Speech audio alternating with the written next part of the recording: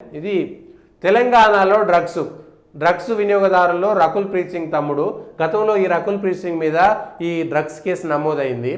మరి గతంలో ఈ సినిమా వాళ్ళ మొన్న కూడా హేమ అనేటువంటి నటి ఇంకోరో ఆమె మీద కూడా బెంగళూరులో కేసు అయింది. ఇంకోరో నిన్న మొన్న ఇద్దరు కొట్లాడుకుంటారు, వాళ్ళు పేరు ఏదో పేరుంది ఆ సినిమా హీరో ఇద్దరు, నేను ఆయన భార్యను కాదని ఆయన ఇద్దరు కొట్లాడుకుంటారు, పేరు ఏదో సినిమాలో ఉన్నాడు. నిన్న మొన్న వాళ్ళిద్దరు కొట్లాడుకుంటారు, ఆయనకు ఇంకేదో హీరోయిన్తో సంబంధం ఉంది కాబట్టి నా పైసలు ఇవ్వాలా ఏదో కొట్లాట నడుస్తుంది. అందులో కూడా అమ్మాయి మీద కూడా డ్రగ్స్ కేసు పెట్టారు. అసలు ఈ సినిమాలకు డ్రగ్స్కు ఉన్నటువంటి దాంట్లో ఈ డేటా అయిపోతే 20,000 మంది ముఠా ఉన్నారంట మొత్తం తెలంగాణ వ్యాప్తంగా. గతంలో డ్రగ్స్ కేసు ఎందుకు ఇదైంది? గతంలో డ్రగ్స్ కేసు ఎందుకు ఇది చేసిర్రు? ఎందుకు క్లోజ్ అయింది? దానికి దీనికి ఏం సంబంధం?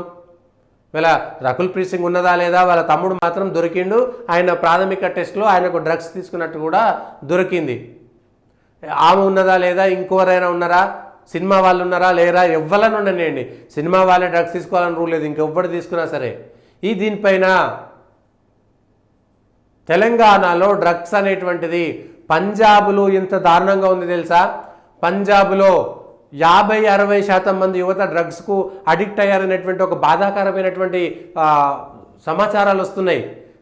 అక్కడ ఈ సేమ్ తెలంగాణలో అక్కడ కూడా మేము పంజాబీ అంటే దారు పీనా బస్, మందు తాగిపోతే వాడు, లేకపోతే ఇట్లాంటిది ఒకటి క్రియేట్ చేసి వాడు ఎవడో తయారు చేస్తాడు, మందు ఏది వైన్స్ విస్కీలు తయారు చేసేటోడేమో కోట్ల రూపాయలు లాభపడుతున్నాడు.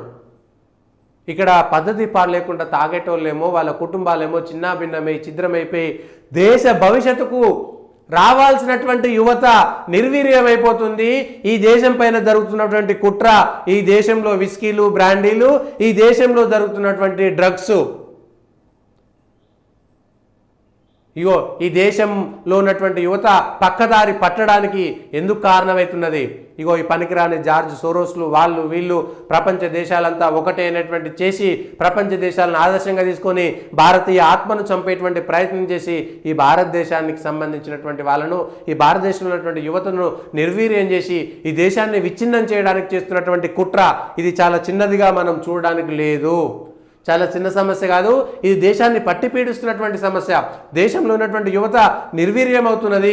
ఈ దేశంలో ఉన్నటువంటి యువత డ్రగ్స్ కోసం, మత్తు కోసం బానిసలుగా మారి పక్కదారులు పట్టాల్సినటువంటి పరిస్థితి వస్తుంటే, కుటుంబాలు చిన్నాభిన్నమవుతుంటే, ఛిద్రమవుతుంటే ప్రభుత్వాలు ఏం చేస్తున్నాయి, ప్రజలు ఏం చేస్తున్నారు?